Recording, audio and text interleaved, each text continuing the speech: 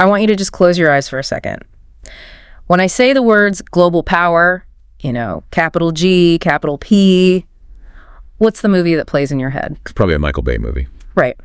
It's aircraft carriers cutting through the Pacific. It's divisions of soldiers marching in perfect unison. Mm-hmm. It's that red phone on the president's desk and the nuclear silos opening up in North Dakota. That is the classic imagery. And to be fair, for about 70 years, that really was the grammar of international security. You had NATO, you had the Warsaw Pact. Yeah. The logic was kinetic.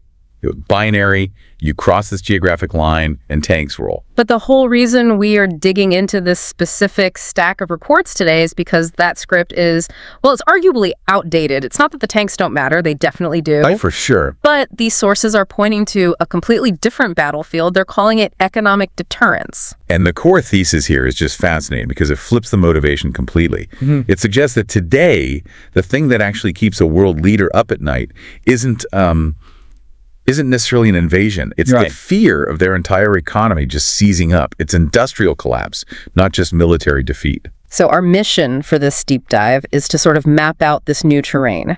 We're going to look at how trade and supply chains and finance have basically replaced, or at least heavily supplemented, those traditional military alliances. And what I love about these sources is how they highlight this shift in who's making the decisions. We're used to thinking of the Situation Room full of generals. Smoking cigars, yeah. Well, maybe not smoking anymore.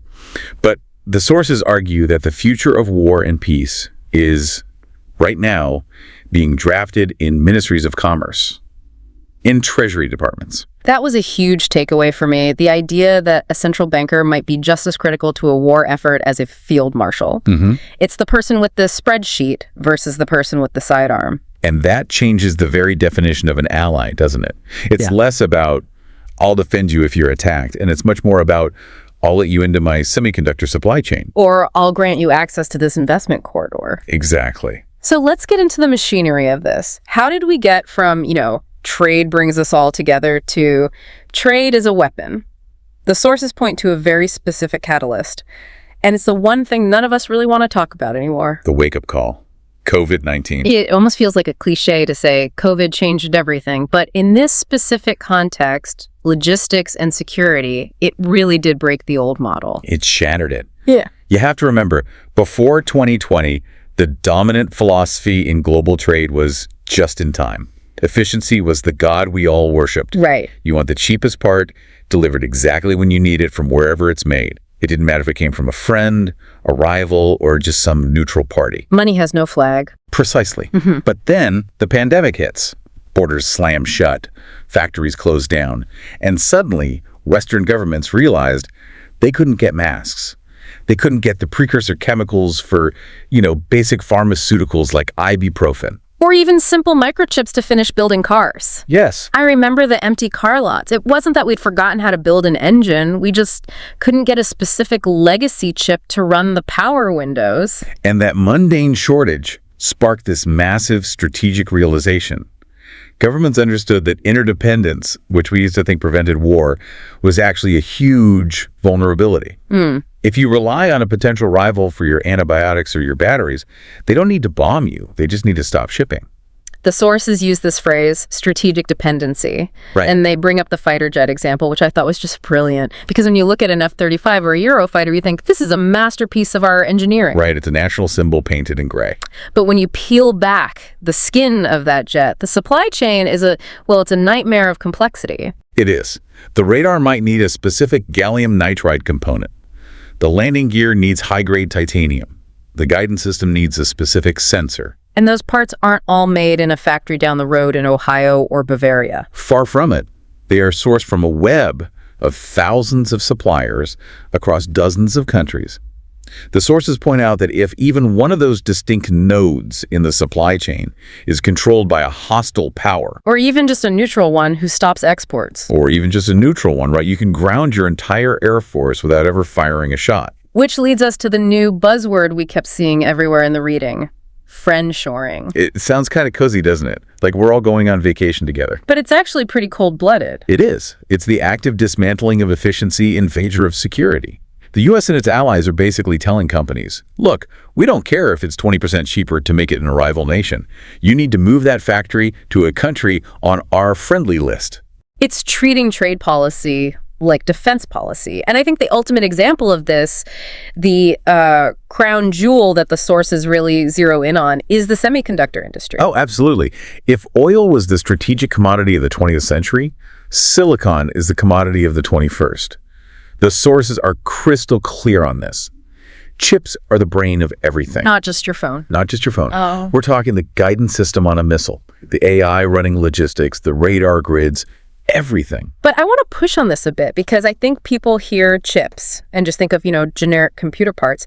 Why is this such a choke point? Why can't we just build a factory anywhere? That is the multi-billion-dollar question, isn't it? And it comes down to complexity. We aren't just talking about making chips. We're talking about the absolute leading edge nodes that are 3 nanometers or smaller.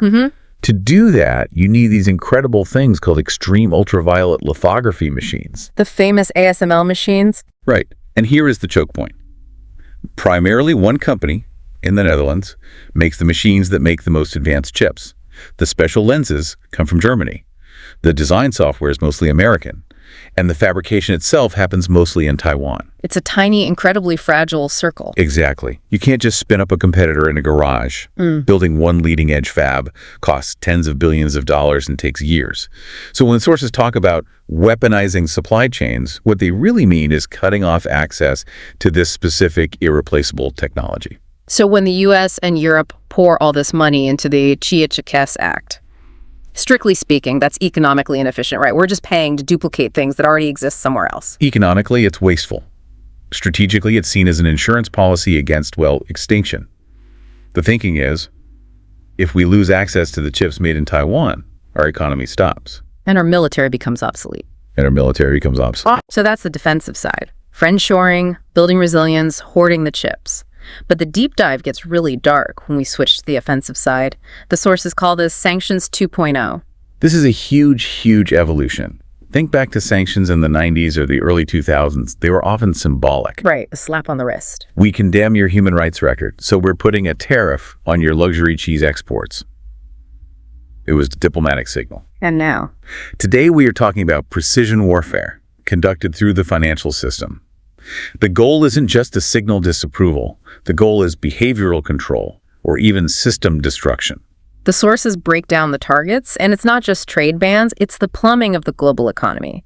Financial messaging systems, shipping insurance, tech exports. That shipping insurance point is one that really just blew my mind when I first dug into this. It's such an invisible lever of power. Okay, walk us through that because most people don't think of insurance agents as soldiers. So roughly 90% of the world's ocean-going cargo is insured by a handful of clubs, mostly based in London and Europe.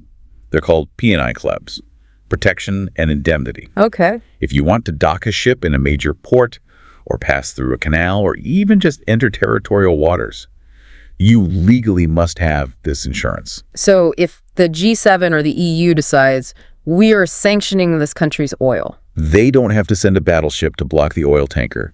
They just tell the insurance companies in London, you are forbidden from insuring any ship carrying that oil. Wow. And instantly that ship becomes a pariah. It can't dock. It can't pass through the Suez. It is effectively paralyzed. So you've created a naval blockade using nothing but paperwork. Correct. And that is the power of controlling the choke points of the global economy. Okay. It's not about the physical goods. It's about the legal and financial structures that allow the goods to move. It's the same principle with SWIFT, right? We hear SWIFT ban on the news, but explain what that actually means mechanically. SWIFT isn't a bank. It doesn't actually hold any money. It's just the messaging system. It's like the WhatsApp of banking. Okay. It tells Bank A to move money to Bank B. If you kick a country out of SWIFT, you are basically cutting their internet connection to the banking world. They might have the money in the vault, but they can't send the signal to move it. But here is where the sources throw up this massive warning flag. They call this a double-edged sword, because if you squeeze these systems too hard, something happens. Physics applies to geopolitics too. For every action, there is a reaction. The sources warn about fragmentation. Which basically means if you weaponize the bank, people stop using your bank. Exactly. If I know that the U.S. can shut off my access to the dollar or the shipping insurance market at a whim, well, I'm going to start building my own. I'm going to find an alternative. And we're seeing this happen, right? the sources mention alternative payment systems being built? We are. It's slow, and they're clunky compared to the Western systems. The Chinese CIPS, the Russian SPFS, but they are being built. And the danger is that in the long run, by using these sanctions, the West might be destroying the very leverage that makes them so powerful. You can only play the "we control the system" card so many times. Right, before people decide to leave the system altogether. That's a perfect segue into the players on the board. The sources break this down by region: India, China, and the US, and they really emphasize that this is not the Cold War. It's not two solid blocks of ice crashing into each other. No, it's much more fluid. They use the term networks rather than alliances. You might work with a country on green energy technology, but simultaneously sanction them on semiconductor equipment. It's messy. Let's start with India. The phrase used here is strategic autonomy. India is the fascinating swing state in all of this. They have explicitly refused to pick a camp. They're part of the Quad with the US and Japan, but they're also a key part of BRICS with Russia and China. And the sources point out this is a necessity for them, not just a preference. Right. Look at their vulnerabilities. They need cheap oil, which they've been getting from Russia, but they need high-end technology and jobs, which they need from the West. They simply cannot afford to be locked fully into one silo. So their strategy is all about resilience. Diversify everything. Exactly. Don't put all your eggs in one basket, and definitely don't let anyone else hold the basket for you. Okay, then we have China. And the sources describe China's position as a paradox. It's the paradox of power and vulnerability. On one hand, China is the factory of the world. They dominate the supply chains for green tech, for batteries, rare earth minerals. That gives them massive leverage. If they stopped exporting graphite tomorrow, the global EV market would just crash. Okay. But that had a massive Achilles heel. Two, actually. Energy and food. China imports a huge amount of its oil and a significant amount of its food. And most of that has to travel by sea, through choke points, like the Strait of Malacca, that the U.S. Navy could, in theory, control. And they still rely on Western technology for those high-end chips we were talking about. Correct. So China's entire strategy is insulation. They are frantically trying to build a domestic chip industry to get off that Western reliance, and they are building overland pipelines to Russia and Central Asia to get energy without using the ocean. They're trying to bulletproof their economy. Exactly, against the kind of sanctions we used on Russia. Which brings us to the architect of this whole system, the United States. The sources attribute systemic power to the U.S. The U.S. is unique because it controls the plumbing we talked about earlier. Yeah. The dollar is the world's reserve currency. New York is the financial hub. Most big international contracts use U.S. or U.K. law. Right. This gives the U.S. the ability to project power globally without moving a single soldier. But again, that depletion risk applies here too. It absolutely does. The sources argue the U.S. is shifting from being the guarantor of free trade, the one keeping the sea lanes open for everyone, to the regulator of strategic trade.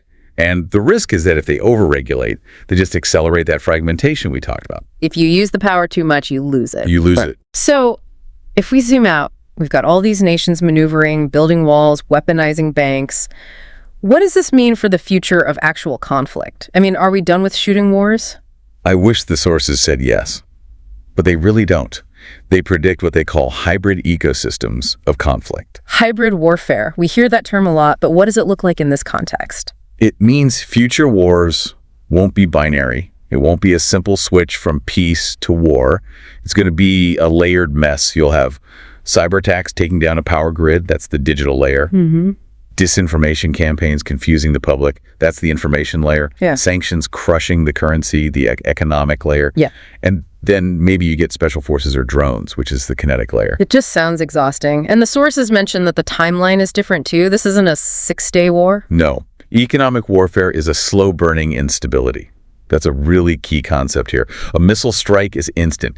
Economic strangulation takes years. It degrades a society from the inside out. Exactly. It causes inflation, unemployment, public unrest.